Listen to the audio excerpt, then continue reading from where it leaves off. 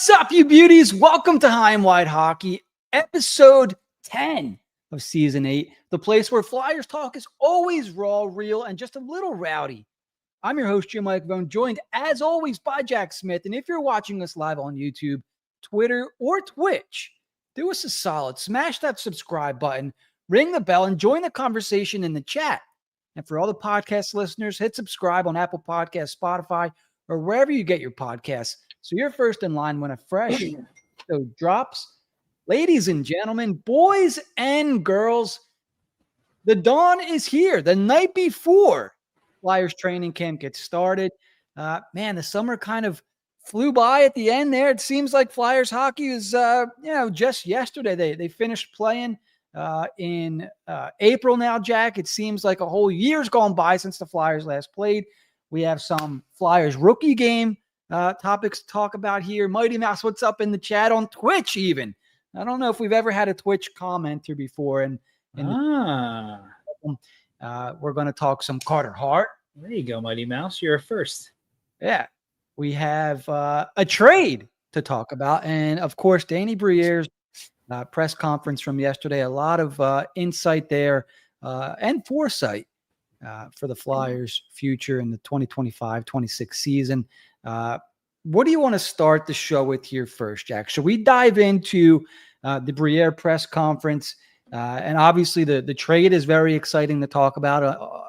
It doesn't look like a huge deal, but it kind of is in the grand scheme of things. So maybe let's dive into the trade, and then we'll kind of tie it into the presser. Let's do it. All right. So the Flyers moved Ivan Fedotov in I think a somewhat surprising move. I'd say so. I think, yeah, over the weekend there or earlier in the week. And they got a 6th round pick from Columbus for him. Shocking. Last show, we were talking about how he could have been the rubber band guy, the guy that kind of bounced between the AHL and the NHL. And it looks like the Flyers said, well, we don't really want to do that. And now we're going to Alexei Kolosov is going to start for the Lehigh Valley Phantoms. It's pretty much set in stone, according to Danny Briere. Carson Bjarnason is going to be his backup. And it sounds like throughout the season, as the season goes on, he's going to get in more and more games kind of thing. The NHL level, Dan Vladar and Sam Ersson are your goalie tandem for the 2025-26 season. Thoughts on the trade? Thoughts on how it affects the Flyers goalie pipeline there, Jack? And it also opens up $3 million in cap space. Flyers are heading into this season with, I believe, just about $4 million in cap space, which should allow them to maneuver, call-ups, send-downs, what have you, without having to put anybody on IR. It just makes things a little easier from the sounds of it. So thoughts on the trade overall, Jack? No, I mean, it's exactly what they needed. You had 4 spots for goalies, 2 in the NHL, 2 in the AHL, and you had 5 guys. And we saw how well that went last year. So somebody realistically had to go. We all thought that was going to be Kolosov. We thought for sure he was headed back to Russia. I don't know if the right people got to him. I don't know if he realized the massive mistake he made, but it sounds like he wants to play ball, and we'll get into more of that later.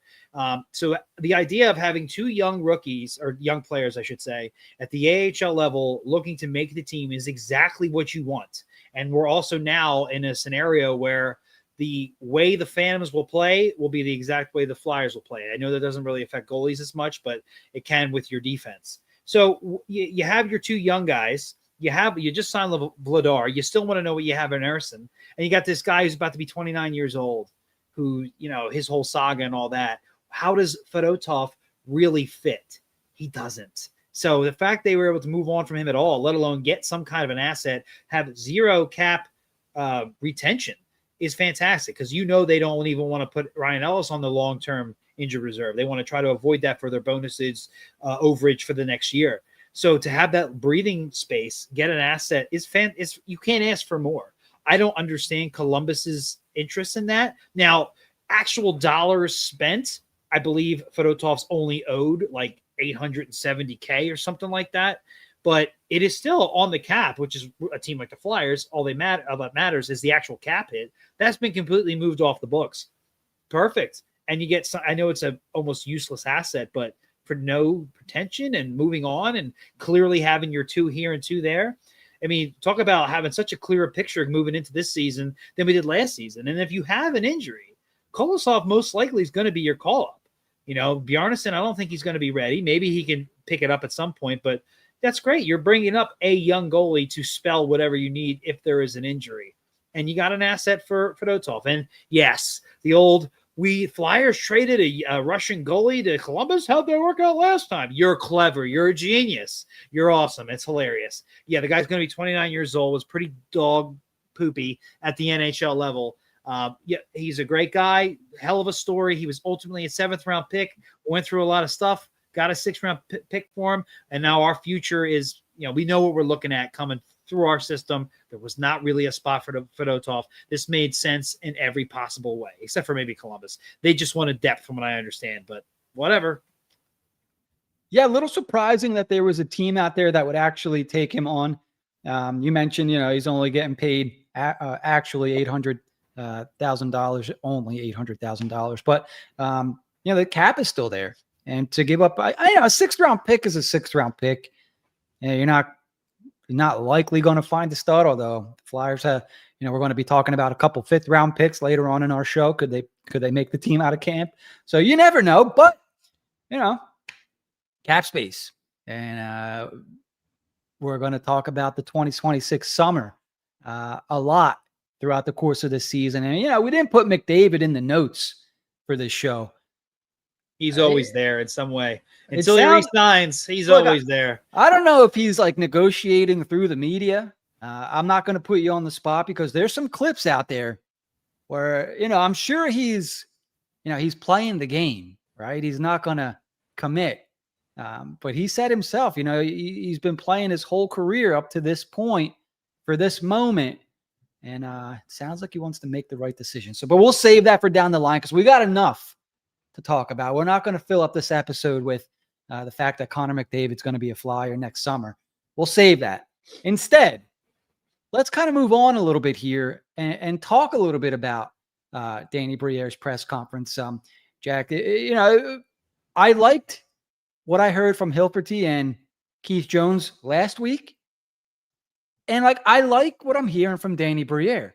At the very least, it's transparent. And now, there are people out there who will say, he's, just like all the other guys where, he's a liar. He's not telling the truth.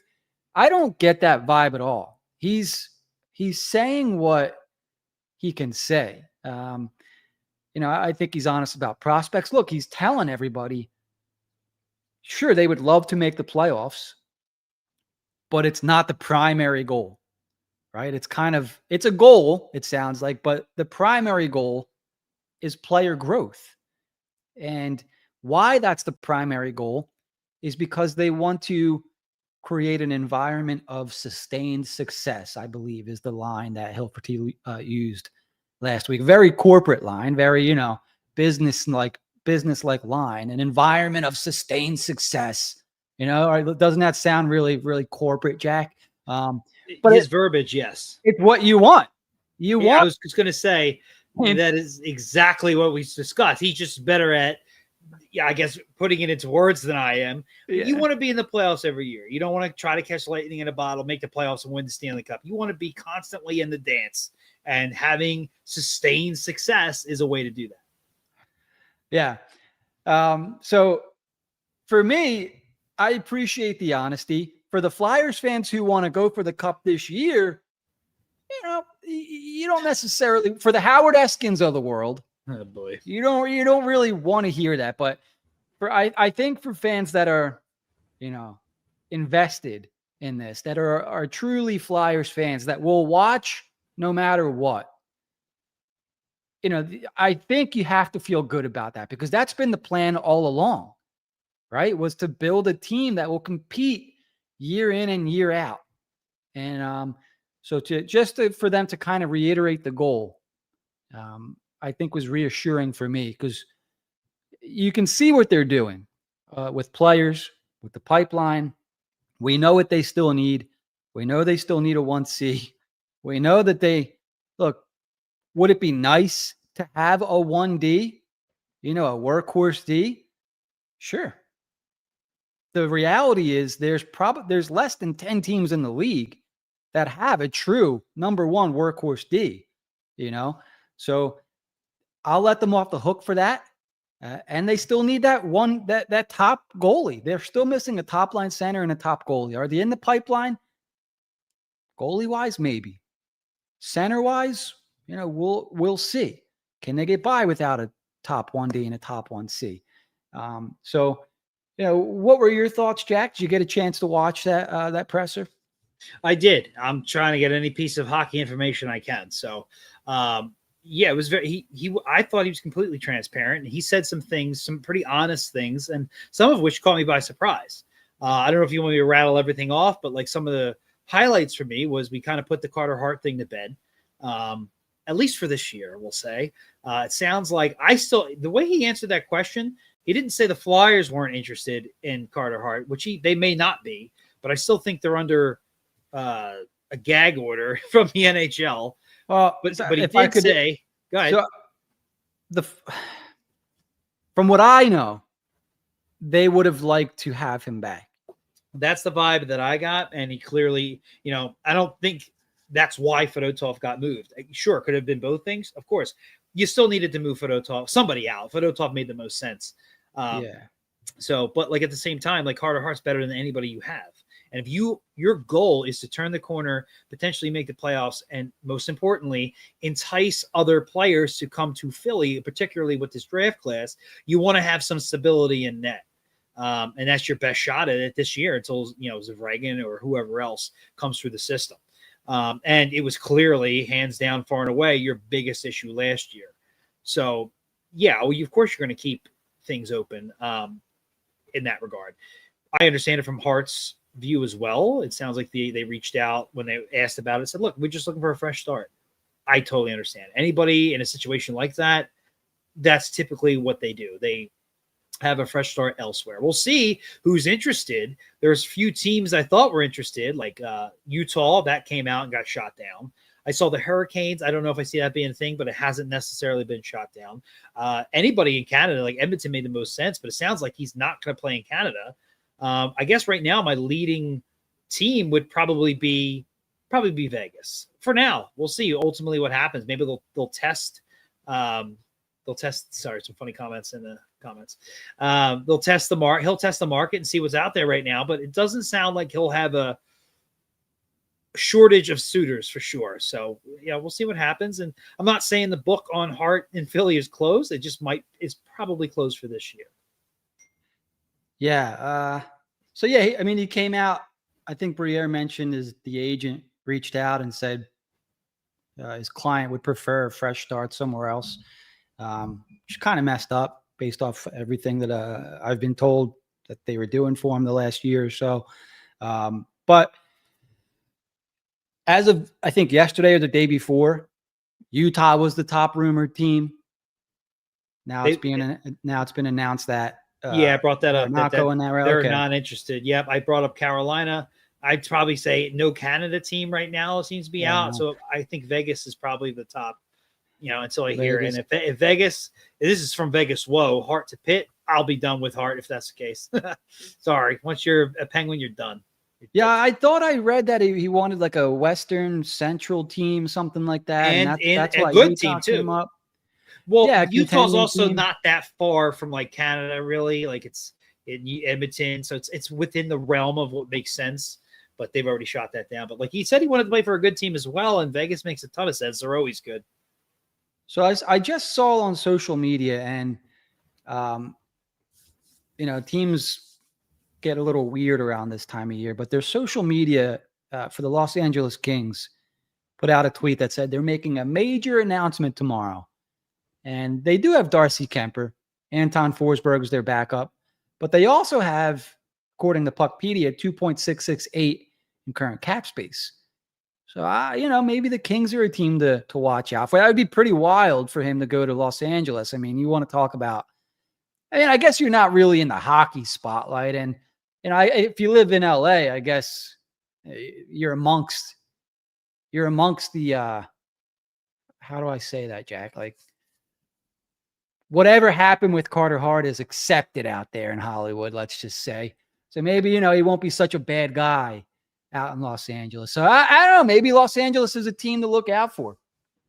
I think also just from the team building perspective, how much longer can Doughty and Kopitar like hold things up out there? Like, they got to do something. So maybe they enter desperation and they keep facing Edmonton in the first round, which is why the playoff structure is horrific.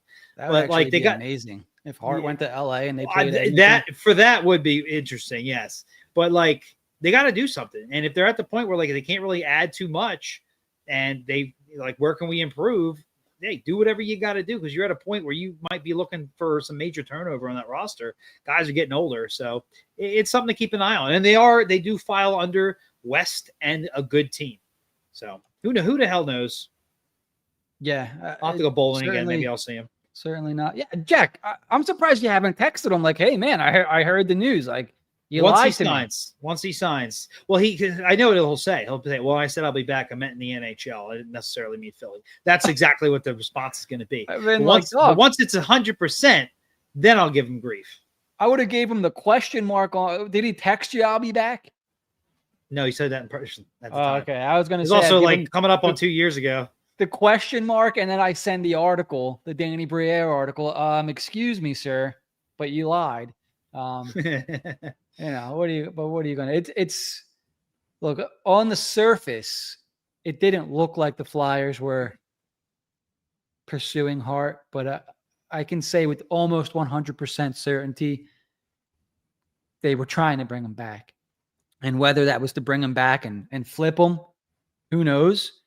But they lost, their franchise goalie for nothing. Yeah. That's just the goaltender Flyers luck right there. Just another chapter. It is something else. That's why we're owed something, and that's why that something's going to be in Zavragan. You'll see. Yeah, I think the situation in which we lost him. Here's a good point. If that's true, I have no idea. It is out west. It is California. It's a good point. Yeah. Who knows? Who knows? I don't know. I mean, he's not going to be hanging out with. There is no rumor. I don't know. I mean, he was at the bowling alley hanging out with you, Jackson. Maybe he does hang out amongst the, just guys like us, not the celebs. Who knows? I don't know. Well, it's going to be interesting to see because Utah would have seemed like the perfect fit for him. Quiet out there, a little bit of a Mormon state. Maybe get him in line out there. Oh my God. But I know they have Vejmelka. They have another guy. I can't recall the name off the top. I think Connor Ingram. Yeah, I don't know if he's still with them or not, but Utah seemed to make a lot of sense. Yeah. Now, who knows? We'll find out. We'll see. Excuse me. All right, but let's move on a little bit here. What do you want to touch on next? What kind of stuck out to you next, Jack, for the presser? Well, there were some really interesting questions asked, and for me, it was more so you've made the point that you're going to improve, and I know I'm jumping around here, but somebody asked a question what do you do if you don't improve, if they have another bad season? Are you going to sell again? Are you going to stay put? How's that work? How does that affect the offseason and what have you? And Briere had a pretty good answer. It's look, we're not out on if we're having a bad year for whatever reason. We're not out on selling off assets. But the difference this time is it won't be for draft picks. We're in the realm of hockey deals, player for player, or this and a player for that. And that was good to hear because now we're not building for the future with a trade like that. You're trying to make something work now. And they have enough depth based on how they drafted, whether these guys are NHL players or will pan out or not, I don't know. Or they can move on from somebody. Let's just say Tippett, because he's always the name that comes up. Let's say they had it. He's just not, by March, he's just not looking good. The team's bottom 10, and they're like, yeah, we need to make a change. But hopefully that would happen before that, but we need to make a change. And yeah, maybe plus that no trade clause is going to kick in. So that also makes sense. So maybe he's a guy that they move out for a defenseman or for a player of his center or something, maybe not at that value of whatever, something, player for player deal. And then they look at their prospect pool, and they're like, okay, who's been playing pretty good for the Phantoms that is a winger that we could really use right now. Maybe that's when Gurbankin, if he doesn't make the team out of camp, maybe that's when he comes up and other guys in the lineup shuffle up. Or maybe, Bump makes the team, but he gets sent down. Maybe that's a way to get him back up. Or somebody I'm not even thinking, Tuamala pulls it out of, because right now he's kind of blocked based on his skill set. Somebody like that. They have guys they could at least try in the meantime. And if you trade him for assets, that not being picks, being a player, maybe you get something that you kind of needed too. Maybe it's not perfect, but you make it work. And we haven't seen too many like hockey trades. So that'd be very interesting to see who they get. It's obviously not going to trade a young Owen Tippett for a 35-year-old or anything. So it would have to be somebody probably in a similar situation. And, there's some rumors out there of certain guys not wanting to stay with their teams or looking for an awful lot of money. You never know. So that I like the answer to that question. They are out of stage one, acquiring assets to build for the future. It's about now. And that doesn't mean trade first round picks for players for now. But if something's not working, you're going to flip that for something that's not working. Well, let's move that out for something that could work and then elevate somebody else who deserves a shot.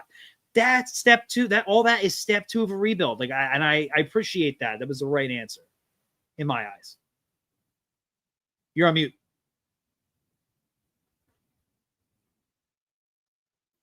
Sorry, I had like 3 pages open before there.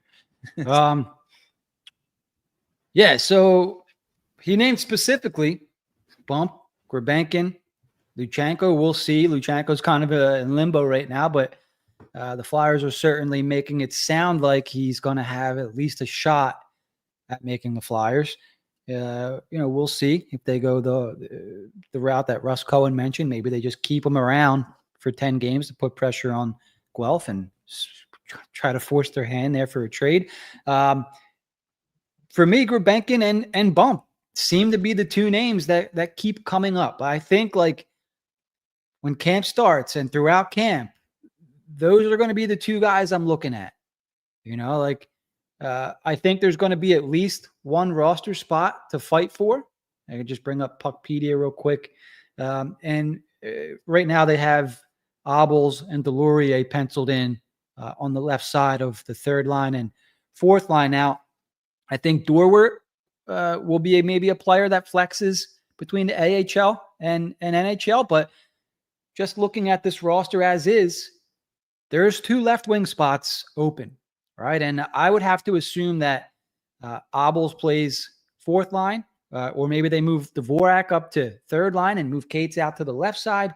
But long story short, there's a spot open amongst the forwards. And maybe 2. Depends. Maybe 2. Yep, at least 1. And we could see Gurbankin and Bump fighting for that spot. 2 former 5th-round picks. Wow. 1 straight out of the NCAA. Other from the KHL, coming over via trade for Scott Lawton. The Flyers want to see him succeed. He seems like a good enough guy. He could be a good locker room kind of guy. Keeps things light. Certainly seems he's got a personality, which is breath of fresh air. Maybe they want that in the room, And then, of course, Alex Bump seems a little bit more serious, but this is a confident kid. This is borderline cocky, which, hey, is A-okay for me. I want some of these kids to have big egos as long as they can back it up on the ice. And it's not just backing it up on the ice. He was smart about what he's been. He's like the opposite of Kolosov. He didn't want to play a couple of games in the NHL last year. He felt it was more beneficial to go to the Phantoms, to have a playoff run, to make his serious push to make the team full-time at camp. He is 2 steps ahead with his thinking, and that I appreciate. He's arrogant, but he's a smart arrogant. And yes, the rookie game, he didn't show up on the score sheet, but he's still impressed. The other caveat to that is Gurbankin did show up on the score sheet, and he impressed as well. The only difference is Gurbankin's skill set is more of a top 6 player. However, he has the body and where he's at right now. He could be okay playing. I don't know if he can do it long term, playing in a bottom 6 role, particularly like left wing, fourth line. But the caveat to all of this is Luchenko. And Luchenko, both Bump and Gurbankin can go to the Phantoms and be called up later. Luchenko's a one or the other. It's either or. And that is going to obviously push. I think it just pushes Cates to wing. So that means only one spot's really going to be available for Bump or Gurbankin. And I think it's more likely Bump makes the team, but we'll ultimately see. Gurbankin's really making a push. I think, once there's injuries, these guys are going to get called up as long as they can carry that momentum into the AHL season. And the best part about that is now this is the first year that the AHL and NHL systems will be the same. So we shouldn't have to worry about a guy acclimating himself too much to a new system because it should be the same system, which is huge. So, I think we're looking at 3 guys, and Luchenko, Gurbankin, and Bump. We're hoping 2 of them make the team. At least 1 will. I'm pretty damn confident in that. I don't see if there's a way that all 3 make it unless all 3 are like adamantly that good that you have to make space for them. But I think we're looking at least 2. And right now, for me, I think it's Luchenko and I think it's Bump. But Gurbankin, I do think he will get a cup of coffee at the very least at some point this season. And that's exciting because to me, he was a throw-in in the Lawton deal, which we already got a first-round pick. And he's a hell of a personality, and he's another guy for Michkov to chat with. Yeah, I'm gonna go out on maybe a not so long limb here, and say that potentially two out of the 3 of those guys make the roster, and maybe Luchenko gets in like 3, 4, 5 games or something, right? Kind of like what they did last year. They're going to hold on to him as long as they can without messing up his development because he's still going to be practicing with the team and whatnot, and that's all valuable stuff. So when I say make the team, that's like, they're going to try to get him traded. Like, trade him and we're going to send him back. Kind of, right? Like, does that make sense? Say that again. You want them to like make the team and stick? Is that what you're saying? No. Like, opposite. Make the team, but like keep them away from Guelph long enough to where Guelph's like, we're missing our best player. Like, you're we talking need about to get the something. Stint. You're talking about the stint. Yeah. So I somebody on Twitter, and I don't know if they were being legit or not. I got into it. I made a joke about OHL 4th-round pick, which, the Flyers don't own. But I was like, yeah, whatever gets Luchenko out of Guelph. Oh, well, he doesn't want to leave. I'm like, well, that makes absolutely no sense. Doesn't mean the comment was wrong.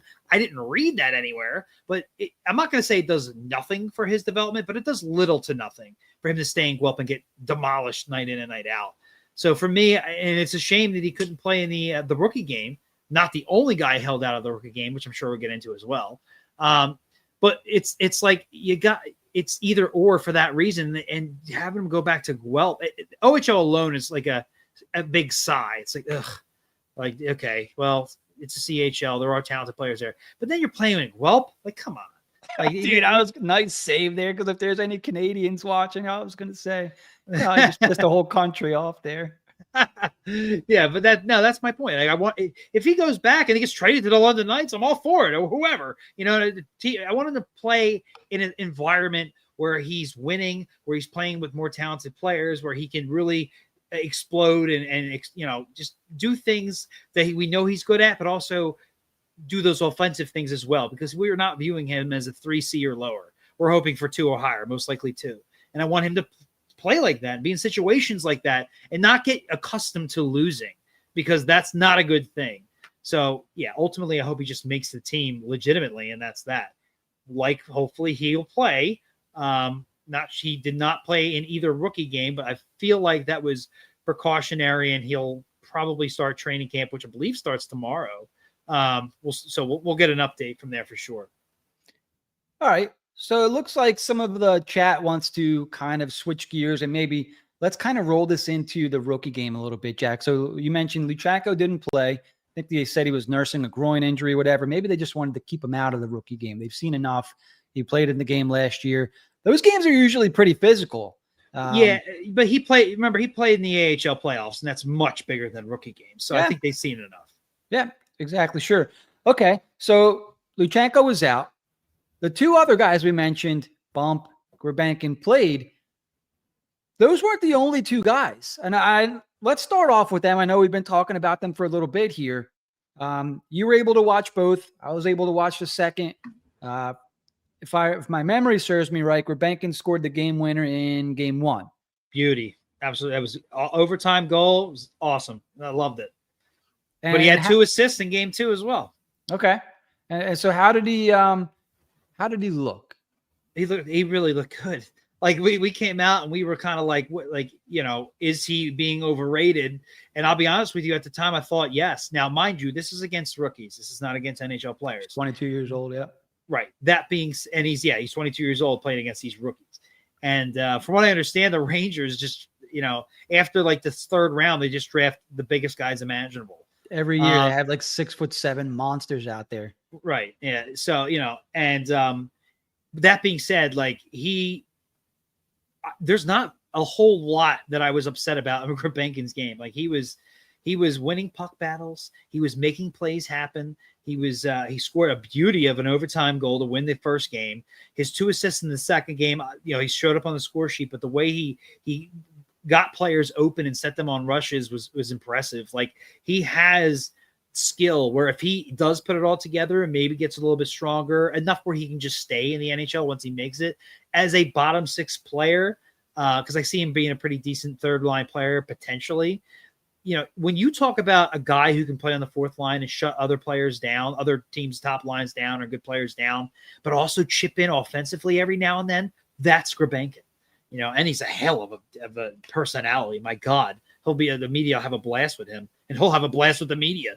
So, like, to see him do that in that game, because there was other players I had in mind. Like, I really was looking for Bump to explode, and Bump played well, but didn't show up on the score sheet. Again, I was hoping Luchenko and Bonk played, so they did not. Barkey looked good, but like Grabenkin probably stood above everybody, to be honest, at least offensively. Well, probably everybody, because the goaltender wasn't very good. He was very rusty, we'll say. And the defense, nobody really, outside of like Ethan Sampson, nobody really stuck out on defense to me either. So if you ask me who was probably the best player between both games, and Barkey only played the first one, between both games, who stood out the most, I have to say Grabenkin.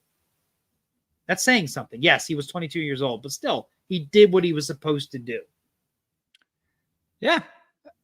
I think that pretty much sums it up, right? Like, it's a rookie game. It's, maybe some of the guys will make the NHL. Maybe a lot of them won't. Some of these guys, this is their 3rd and 4th year playing in the rookie game. But you want to see the guys you want to see do well. So hats off to Grabenkin. Goal and 2 assists, I think you said he had in both combined. Yeah. Goal, overtime, Butte in the first one, and 2 assists in the second, and a losing effort. He also likes to chip the puck in and go after it. That's going to bode well with Rick Tocchet. Yeah. Yeah, I mean, look, if he turns into something, maybe a 3rd line guy, whatever it is, if he could turn into anything, play some NHL games, outstanding. He's certainly fun to watch post-game.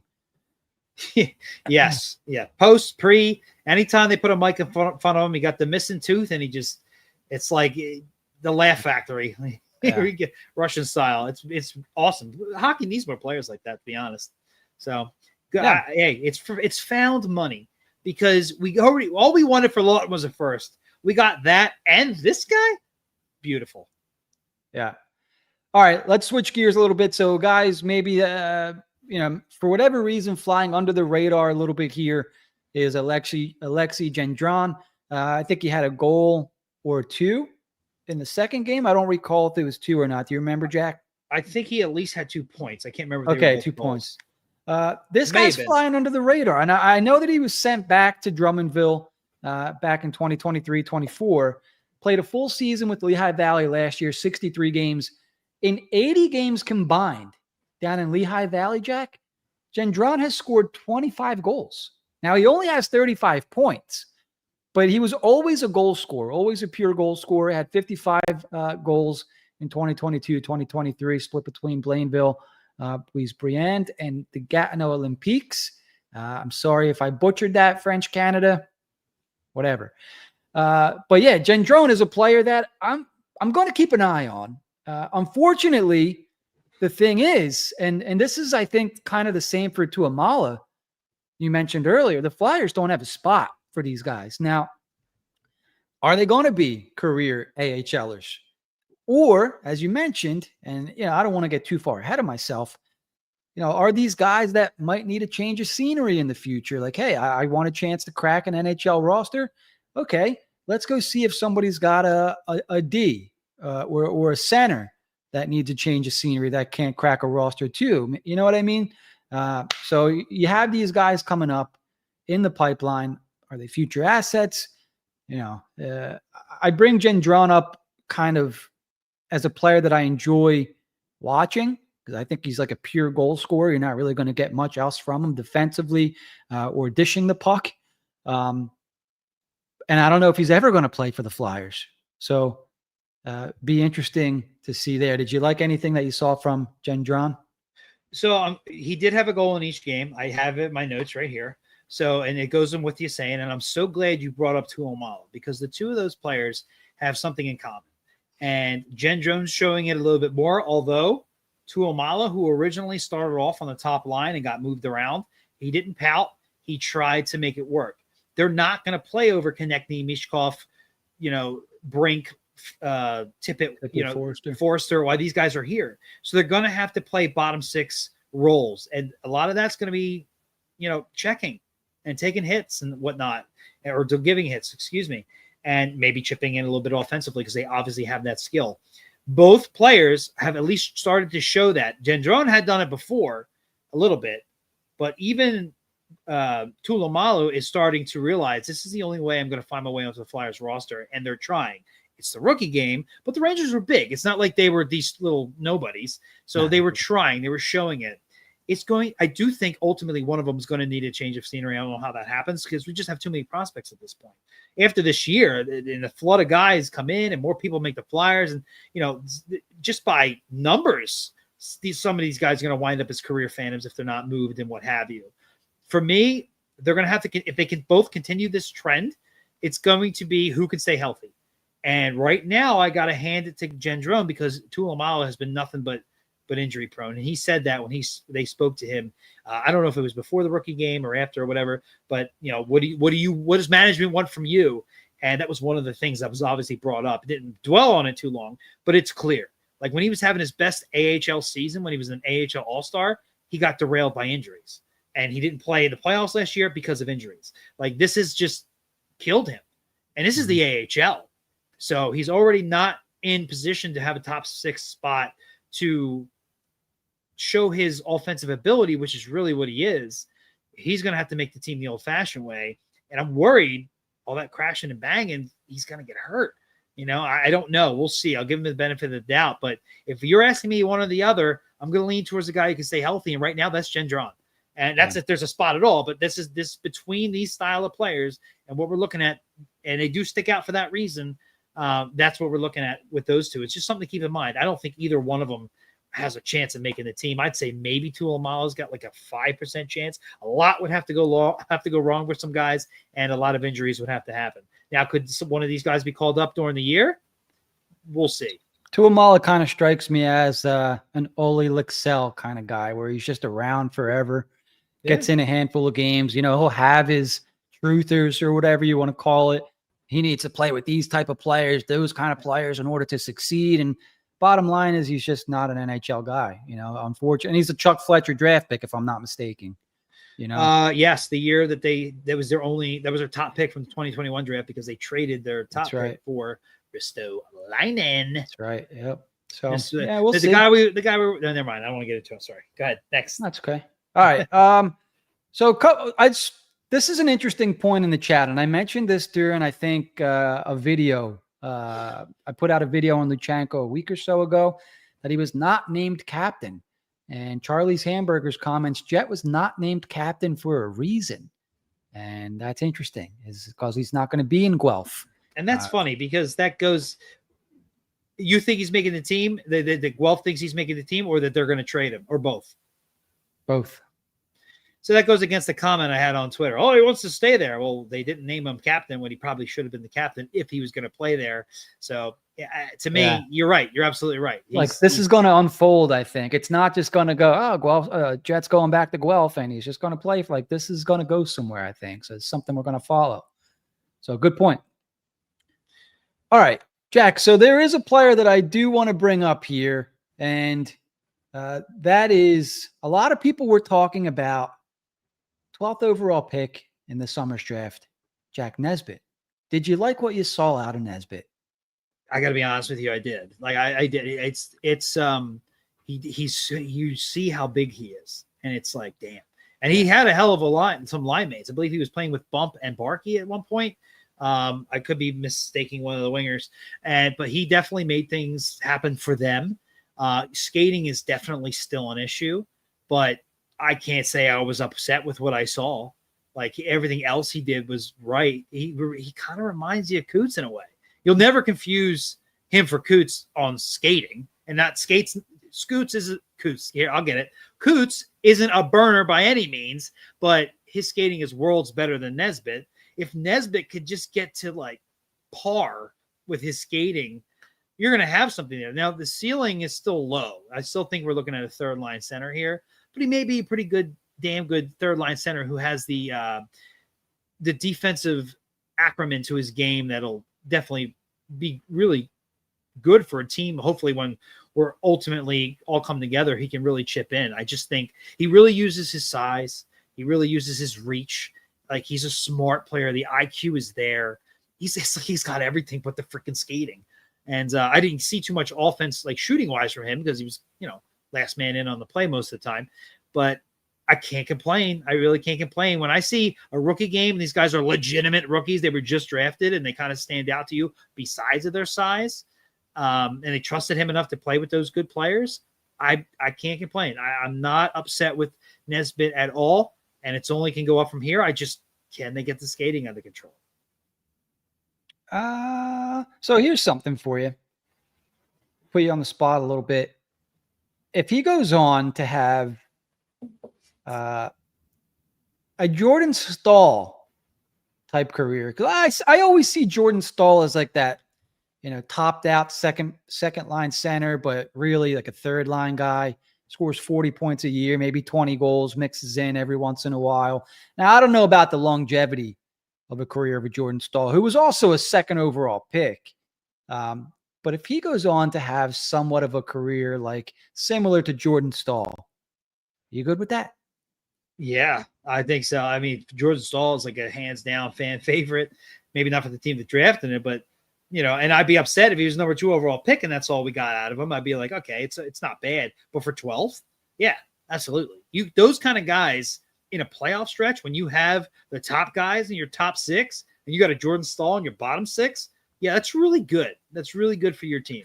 So, yeah. And he's a bigger than Stahl. Like, correct me if I'm wrong. He'll be bigger than Stahl when he's filled out, right? Let me see. So I'm looking at Stahl here. He's a lankier, bigger guy, if I understand. 6'4". I mean, they have him 6'4", 220, so that's pretty lanky, I think, for 6'4". Right. If he actually is. And Nesbitt 6'5". Nesbitt, Mr. Nesbitt. And he's already 208 or something? Yeah, they got him listed 185 on. Oh, he's pretty light, so he's really got to fill in. Yeah, so, he's got time, but. If he can be a little bit bigger and beefier, but still have like that kind of effect. Yeah, that's I'm sure exactly the kind of guy you want on your bottom 6. And I haven't watched enough Jordan Stahl or Jack Nesbitt to really compare, but I'm trying to think the best. When I hear the way people describe Nesbitt, he's got offensive game. It's developing, right? They really saw it come on towards the end of the year last season. He's going to be the guy this year, I'm pretty sure, with Windsor. He's got the defensive acumen. He's physical style player, big body, maybe tops out as a second line guy. I'm like, okay. I mean, that'd be phenomenal. I don't know if I see that. Well, I mean, that's just what I'm just repeating what everyone says. Well, yeah, he went 12th overall for a reason. Yeah, I got you. So I'm like, okay, who does that sound like in the NHL? And for me, it sounds a lot like Jordan Stahl. Known for his defense, plays penalty kill, can play power play. I don't think he's necessarily a specialist. Has an offensive side to his game, but obviously, not lighting up the score sheets year in and year out. 40 points, maybe tops out at 50, can pot 20 goals, maybe 25 in a good year, 20 assists, what have you. If that's your third line center, he's probably, and look, I know we're trying to project, but Jordan Stahl is probably better than a lot of other third line centers in the NHL throughout his career. So I'm wondering if we can look for a comp there. If he can carve out a Jordan Stahl like career, because No, like Couturier actually has like that offensive. yeah. Or at one point he did when he was playing with Claude Giroux and Jake Voracek, and I know that kind of helps him out. But he had that all. Even when he was drafted more like he had that offensive style and developed the defensive. The comp with Coops was Bergeron. That doesn't mean he's going to get there. Yeah. But that means he has the offense to play in the top six and center a top six. And he was a top line guy. Yeah. He was at his prime and he was healthy. Yeah. Okay. I think Nesbitt is more of I think Jordan Stahl is as close as you're probably going to get unless we're just completely missing somebody who, if he's your third line center in his prime and his skating is not horrific, can do a whole lot for you, especially in the playoffs when you play those hard minutes, penalty kill, things like that, shutting other teams' best players down, chipping offensively here and there. Like that goes a long way because it keeps your top six guys fresh for whatever else you need, your power play and what have you. So there could be something there. I think a lot of things got to hit and hit right. And ultimately your ceiling is absolute top ceiling for him is probably second line center. I'm hoping for a true third line center who on bad teams could be a second line center. But if you're a championship caliber team and he's your third line center and he's doing all the defensive stuff and playing your PK, chipping in when he can, you could really have something there. And you always like to have size in the playoff series. Size is going to win out because you're going to wear the other team down. Flyers are clearly drafted that way for a reason. Yep, that's for sure. I don't know if it was in the press conference I just was watching or where the hell I saw. Oh, I think it was during the intermission of one of the games. They mentioned Flyers prioritized size. That's obvious. But they also prioritized leadership qualities. A lot of the guys they drafted were, they wore a letter for their team previously. So big, and they look for leadership. So, we'll see with some of these guys, but it's nice to hear that maybe there's some hope there with Nesbitt, right? I think they should get him his own personal skating coach. Get as much out of him as you can. Is he really that bad? It's worse than Bobby Brink? I was just gonna bring up Brink. I didn't. It's so Brink's smaller, so I think it's easier to teach him. When you're a big loaf, it might be a little bit tougher. And he did like. It's big. It's awkward. It's the only thing holding him back from like really taking off. And with skating, who knows? It's hockey. You have hockey families like the Stromes. Their whole family plays hockey, but they can't skate. That's their big weakness. That doesn't make any sense. It's strange. It's like another level of skating. So while I might tell you, yeah, it's horrific, it's not to the degree that you would think. Like he knows how to skate. It's a lot of it's your edge work. When you're a bigger guy, you can fix tumble. Yeah, well, hopefully, yeah. And you would think if you really work on it, because it seems like you can figure everything else out. And what did Matthew Schaefer say? Who was the number one guy that bothered you to play against in juniors? He said Nesbitt. Like, I'll take that. That good. Glad that's a great. We have something to work with there. I will get over my draft day woes if this guy turns out to be what we just discussed easily. I told you, I'm getting his jersey. That was the deal, right? That's right. What does he got to do? Score 40 points, something like that? You know what? At this point, I wrote it down somewhere. I'll have to dig it up. We'll pull up some Jordan Stahl numbers and pick a decent year and be like, if he matches that, then I'm getting a jersey. I'll hang it right next to that Leclerc one. There you go. High wide signs coming down. Jack, yeah. Well, we got a long way till then. So, all right. So let's kind of we're 50 almost 50 minutes into the show. Training camp starts tomorrow, Jack. We kind of touched on maybe some training camp battles already. The roster. I know Briere mentioned that like if the kids perform better than the vets during camp, whoever performs the best is going to get the spot. We'll see, right? We'll see what happens. In my mind, he's talking about somebody making the team and getting a spot over Delorier kind of thing, because when I look at this roster, I'm like, yeah, no, nobody's coming out of this unless, Bobby Brink has a terrible camp or whatever. So training camp battles. We talked about Grabenkin a lot. We talked about Alex Bump a lot. Let's kind of move to the defense a little bit, because this is where I think things get interesting. Obviously, we know that we have Sanheim, Cam York, Jamie Drysdale, Nick Seeler, Igor Zamula's hanging around, Noah Juleson, who they just brought in, Dennis Gilbert, who is he going to be a seventh guy? I don't know. Ristolainen's going to be on the IR or the DL, whatever it is. It sounds like 6 to 8 weeks, which from the start of the regular season, that puts him around the end of November, early December return, almost around the same as Jamie Drysdale's timeline from last season. I'm sorry, no, Jamie Drysdale started the year, correct? Yeah. But we said that he wasn't going to be himself until November, December. Right. Ristolainen might not actually be back playing games until November, December. So what that means is there's an open spot, and maybe two, depending on how Zamula looks. And so it's going to be Zamula, Juleson, Dennis Gilbert, however you want to say it, Emil Andre, who I love, Helga Grans, who, does he deserve a shot?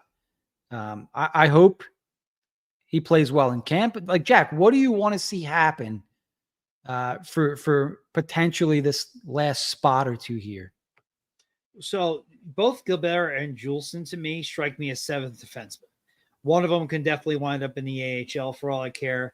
While Ristolainen's out, sure, they'll get plenty of playing time, at least one of them, probably Juleson. But for me personally, I want to see Andre do what he did, like make the team, and do what he did during his first stint with the Flyers last year. That was a guy who was getting put on the power play. He was clicking with Michkov. He was the best version of what we saw. And then obviously for whatever goofy reason, he was sent down. He didn't play all that well down there. He came back up. He was not the same player. Yes, he had some points, but they ultimately weren't too impressed with him with his playoff run, because otherwise we'd be talking about him as a shoo-in to make the team. And he's also a guy that if things don't go well during the year with Drysdale, that he may be ready to, well, you know what? Because this, not to get off topic too much, I said this last year. I said this going into last year, Drysdale gets this year. It's a freebie for me. All the bullshit he dealt with Anaheim and the injuries and whatnot and the trade, he gets this. This is the first year where I will be critical of Drysdale to the ultimate degree. He's living with his two best buddies. He's got Cam York. He's got Trevor Zegras. It's all a happy family. Well, now I need to see results on the ice. And he's the one I'm concerned about the most, because he is key to that power play and that offense and whatnot. So I want to see Andre do enough to hang around, where if he doesn't make the team, he's the first man up if something were to go badly or injury-wise with Drysdale. However, I don't think it's out of the realm that he can just make the team. I mean, when we're talking about Juleson and Gilbert and even Zamula, if any of those guys, I have to have them up here? Absolutely not. Absolutely not. I mean, if I had my way, I'm having Andre, and I think it might be a little early for Bonk, especially with him not playing in the rookie game, wearing a non-contact jersey currently right now. He might be a little slow out of the gates. But the other guy you brought up, Helge Grans, like, I think he really showed us something that made us kind of go, let's not consider him a throw-in into a trade. He might actually push here. And he seemed responsible. He didn't seem out of place. I would love for him to make the team and push some guys out, or at the very least come up later. Those are my 1 and 2. I'm not ready for Bonk yet until I see him play and play healthy. Obviously, he's the number one guy I would like to see make the team. I just don't think it's going to happen this year. No. Now, he's missing some, I don't want to say vital time, but we're getting to that point where it's pretty vital. Like, he might only get, at this rate, a couple of preseason games, so we'll see. He might be better served to play in the AHL anyway. So other than that, I'm not too interested in Adam Ginning. Nobody besides, and here's my dark horse, Ethan Sampson, played all that well or stood out all that well at the rookie game. That improves Hunter McDonald. He doesn't do enough outside of throwing hits and whatnot to stand out, and he didn't really do that all that much. Maybe he needs a little time to get going. Ty Murchison just feels like a name. He didn't really stick out. Spencer Gill, I think he's more down the line. I definitely think he's something we'll really like, but there's going to be a lot of development to that. So we're going to have to wait. Jennings, I nothing like to me. Oh yeah. I think Gill and Amico might be my two favorite defensive prospects at this time. So yeah, for me, I really think you're going to want to see Andre and Hellsgrams. I think those two should be the first two men up to take somebody's roster spot. Hopefully somebody does it out of camp. Hopefully somebody sticks. If not, maybe they got to spend some time in the AHL first. Those are my first two men up until Bonk gets his feet under him, and then we'll see where we're at. But, a combination of those three to make the team, but ultimately stick with the team and push out a vet, or maybe even push out Zamula, because I know he kind of found a little bit of a role, but it was on a role on a bottom 4 team. So, yeah, those guys are all expendable to me. I'm looking for these young guys to finally take a big step up. And they're probably going to want to, because even more guys are just going to start flooding the system and come in and take up spots, and they're really going to be on the outside looking in if they're not too careful. Yeah, it's interesting because for the forward group, I think the forward group is basically set. So when Briere says that, hey, just because you're a vet, if the kids play better than you, they're winning the spot. I think here's maybe where he was talking about, right? And I consider Zamula somewhat of a vet now. Noah Juleson was brought in as a free agent. I know he's like one of Talk's guys, played for Talk It Out in Vancouver. Does he replace Ristolainen with the size? I think maybe that's why they brought him in. He's a bigger dude. I think they have him listed 6'2". Is he brought in for that, to pair with Zamula? Andre's going to have to play his way onto this team again, right? Last year was an up and down year. We can toss out whatever excuses we want to toss out. Bottom line, wasn't consistent enough, right? And I love watching him play. That now the chips are kind of starting to stack against him a little bit, in my opinion, right? Like I've been kind of saying for the last couple of years, you have a York, you have a Drysdale, you have an Andre, all similar style player, all similar in size. You can't have 3 guys under 5'10", under 5'9", Yeah, Flyers I know. The Flyers are clearly looking at size. Danny Briere was asked about Andre and how he's not a big guy. So he could be on the outside looking in now. Before, where they were willing to give him a shot, now it's like you really got to impress now, because we kind of don't have a spot for you. Right. I guess your best bet.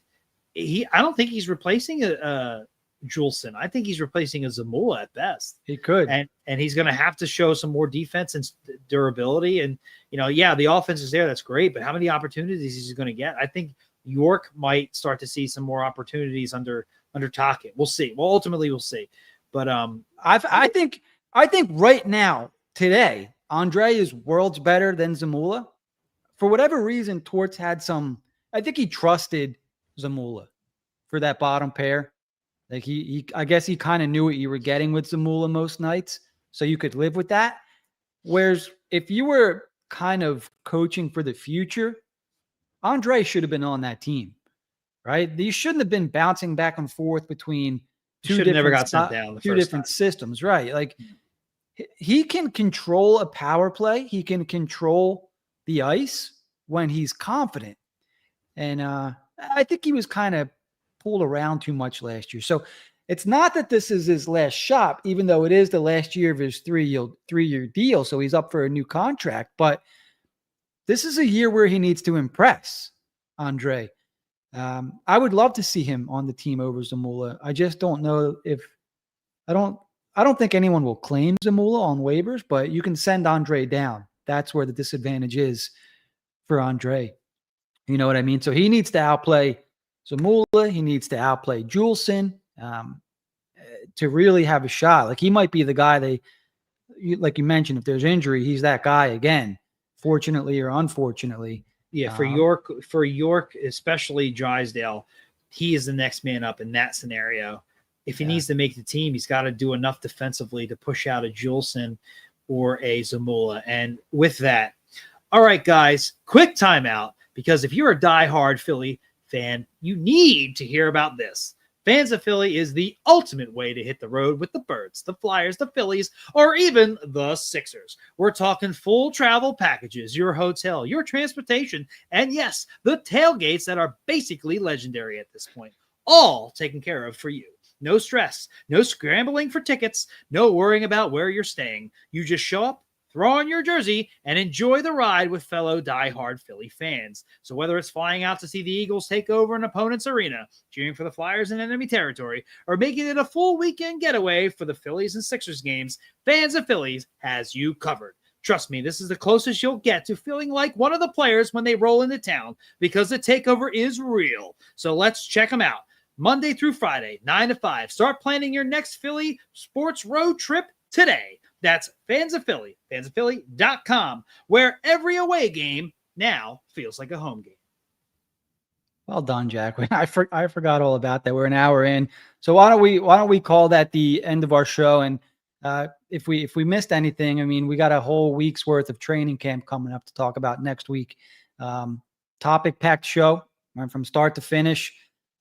Let's wrap it up, right? Might as well. Nothing really. I think we hit everything. Everything else is speculation. We talked about the trade. We talked about Hart. We talked about the press conference. I guess last thoughts. Anything from the press conference that really stuck out to you? I know I nailed most of the stuff that I truly liked, but you think we're missing anything?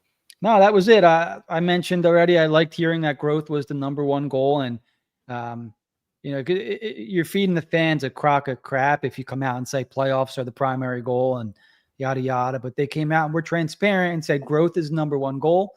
And if they happen to make the playoffs, it's not like they don't want to make the playoffs. So that really stuck out to me. So, all right. That's going to do it for this episode of High and Wide Hockey. Huge thanks for hanging out with us and talking Flyers. If you like the show, smash that thumbs up, drop a comment with your take, and don't forget to subscribe so you guys never miss an episode. We're back live every week now, as it's the Flyers season kicking off tomorrow with training camp. For all the podcast listeners, hit that follow button on Apple, Spotify, or wherever you get your podcast. Leave us a 5-star review to help us grow the community. Until next time, keep it high, keep it wide. We'll see you next time on HW Hockey. Bye-bye. Bye-bye.